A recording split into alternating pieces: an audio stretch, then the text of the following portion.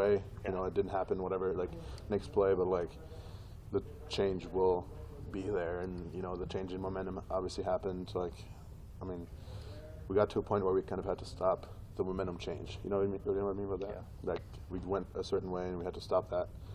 And I mean, kind of started with that punt. How would you characterize the state of the running back room? A lot of ups and downs for them. Like you said, a lot of ups and downs.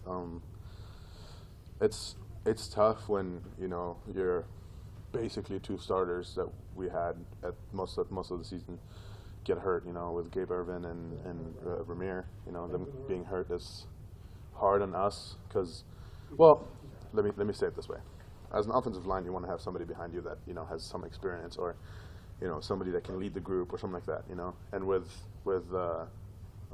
no older guys basically in the entire room, you don't really have that. I mean, with the QBs, you know, Adrian, Matt Masker, you know, they have the experience. They've been here for a while. They can help out. And with the running back room, they didn't really have that. And so Ramir really had to step up, and Gabe obviously at the beginning of the season stepped up too. But like with them both hurt, it's kind of hard to put that much pressure on two guys. You know, Yant and Scott. You know, you can't really put that much pressure on just those two guys by themselves. So we tried to give them as much confidence as we could, you know, with practicing the way we practiced and with the way they practiced and the way they ran behind us. So it's hard to kind of play that off of that. But I mean, yeah, like I said, there's not a whole lot of experience in that room, and that will change obviously this next year. When you don't have that experience, where does that show up? Where is it I mean, important? it's most important obviously in the run plays and during the game. You know, we have, for example, I mean, we had a mid zone, and you know, he shot upfield instead of like kind of pressing so that the linebackers would flow and we can pick them up so he could cut it back. And it's just those little things that like they have not ran or haven't really done.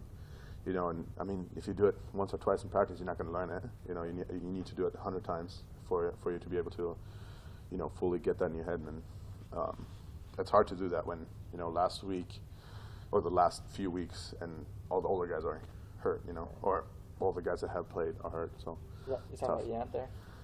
Yeah, for example, yeah, that was just an example. Okay. I'm just saying, like, Yeah. it's just like little things where we have to fix that, obviously, and you know, later in the game it worked because we kind of got in the head a little bit. But like I said, it's hard to talk about stuff like that.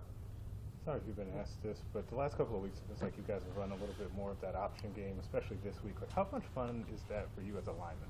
I like it a lot because it throws off the defense a little bit because they can't really guess what you're doing. You know, a lot of times you get information. There's 3 plays you can run. You know what I mean?